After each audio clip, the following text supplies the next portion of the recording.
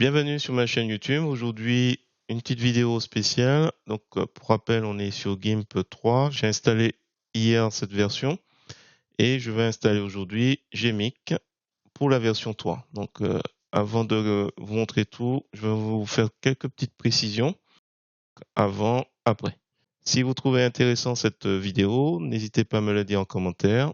Et sur ce, je vous souhaite un bon visionnage.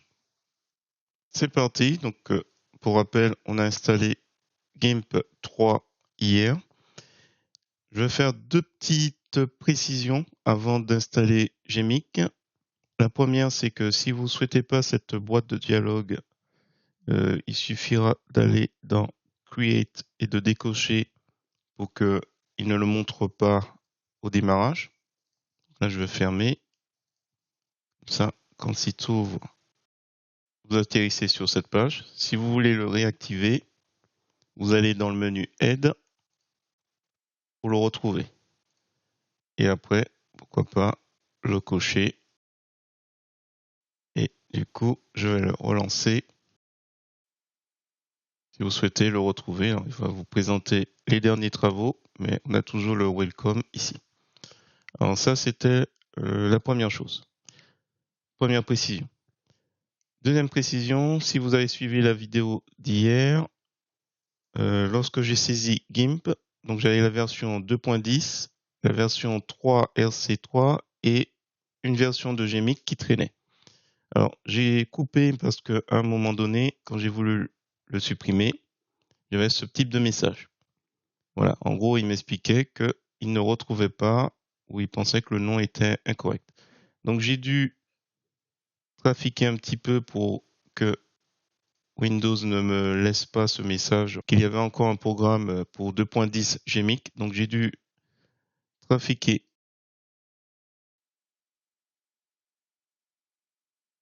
Une petite solution, c'est que comme j'ai vu que le chemin c'était GIMP, donc j'ai recréé un petit répertoire 2.10, plugin, c'est tout.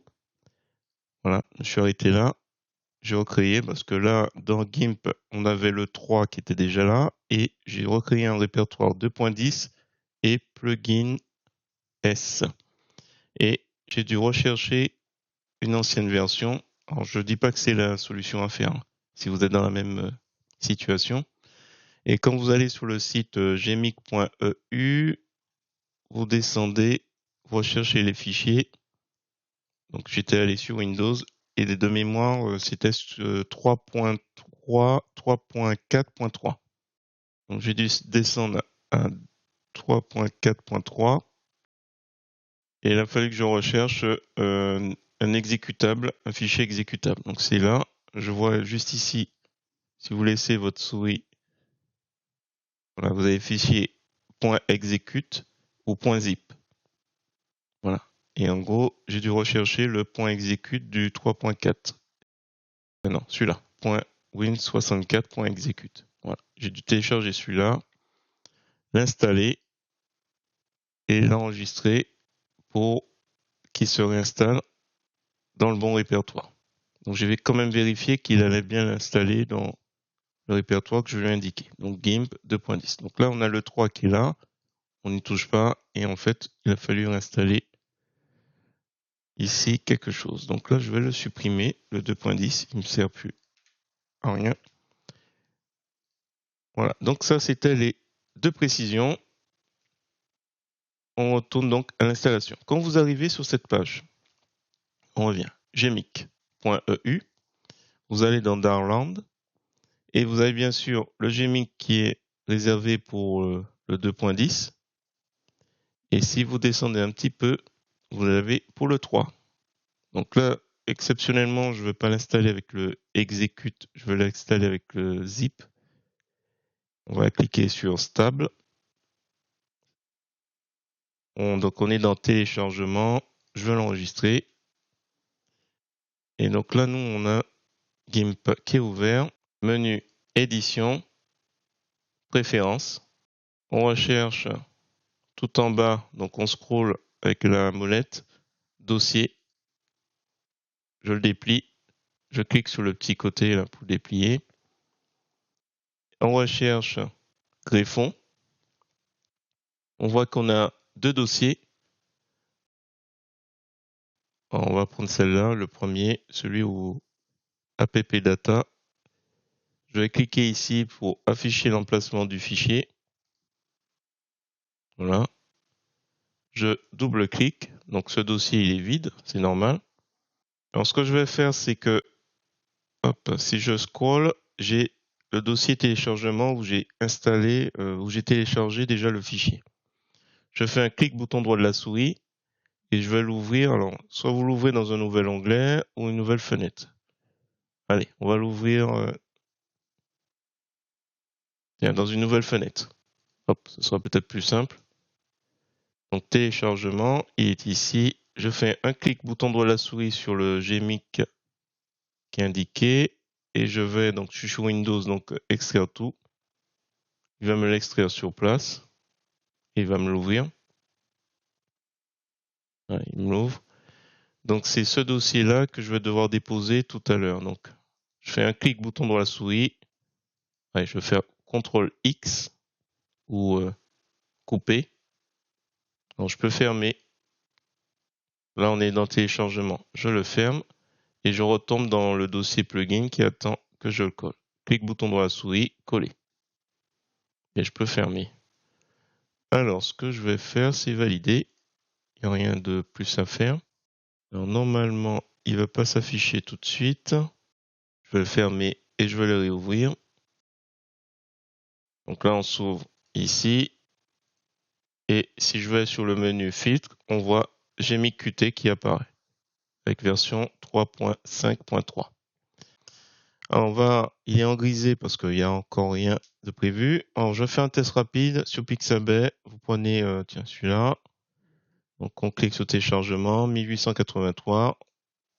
Voilà. Et ce qui est bien, c'est qu'il n'y a pas d'arrière-plan. Clic bouton droit de la souris, copier l'image. Et après, on va dans le menu édition, coller. Alors, je vais l'appeler chien. On va s'amuser à le caricaturer. Alors, vous mettez nom de calque fond, mode normal. On va remplir la couleur blanche. On valide. On le descend et on n'oublie pas de sélectionner bien le calque qui doit être transformé. Et on va s'intéresser dans le menu filtre à Gmic Qt 3.5.3.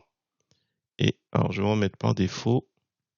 Alors, vous saisissez WARP et vous allez trouver dans la catégorie déformation Warp RBF.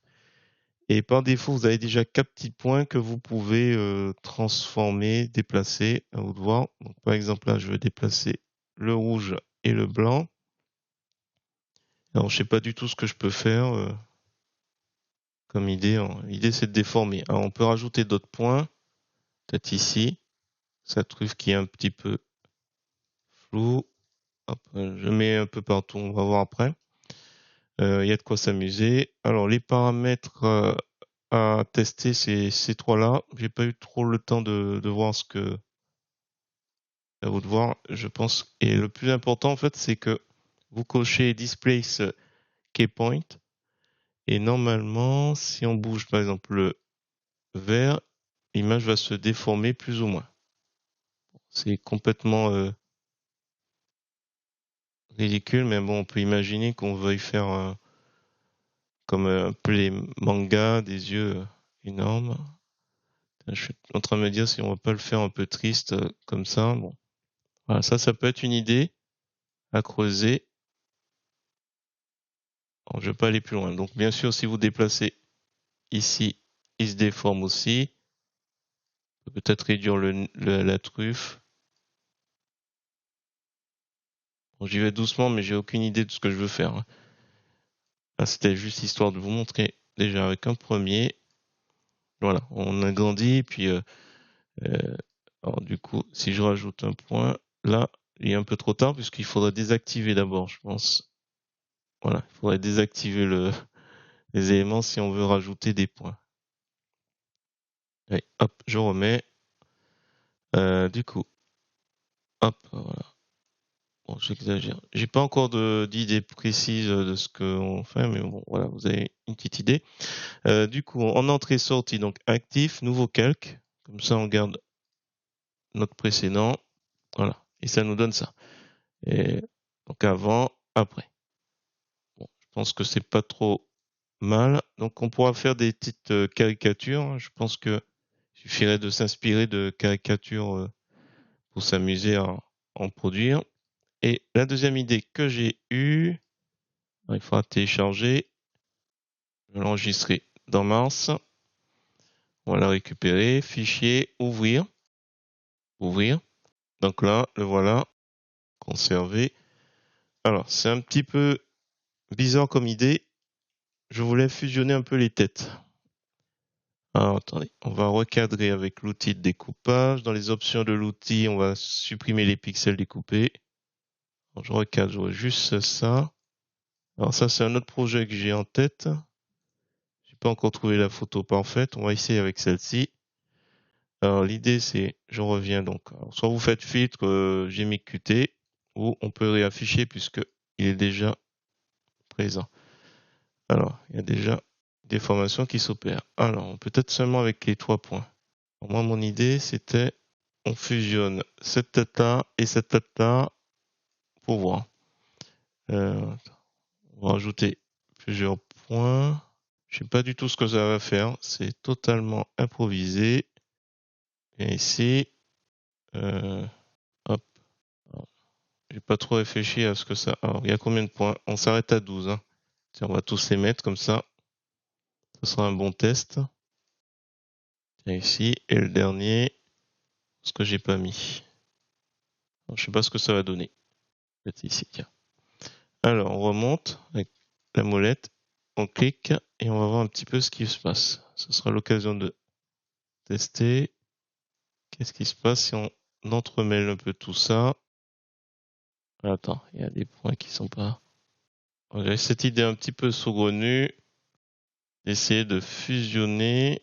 Après, du coup, je sais plus du coup qui est qui. Ouais, non, l'idée, enfin, l'idée sera bosser un petit peu. Moi, de pas mettre autant de points parce que là, du coup, je sais même plus qui est qui. Peut-être en changeant. Non, ça n'a pas changé grand-chose. Non, je suis pas sûr. Bon, ça fait quelque chose d'étrange, mais sans plus. Je pense que j'ai mis trop d'éléments, trop de points. Ah non, bon, tant pis. C'est un essai, hein. C'est pas concluant. Du coup, je vous ramène à la vidéo de Gmic. Voilà, où il vous montre avec un visage. Peut-être été un petit peu trop gourmand à vouloir. Ouais. Ah ben voilà, avec 2 points, il faisait quelque chose. Je peux peut-être aller trop loin. Hop. Tiens. D'ailleurs, ça sera l'occasion. On supprime 2. On garde. On va déplacer. Peut-être ce sera plus simple avec 2. Ouais. Ah, c'est sans doute ça. Avec 2 points plutôt que 3. Peut-être avec 2 points, ça sera peut-être plus simple à gérer. Et du coup, si je change ici,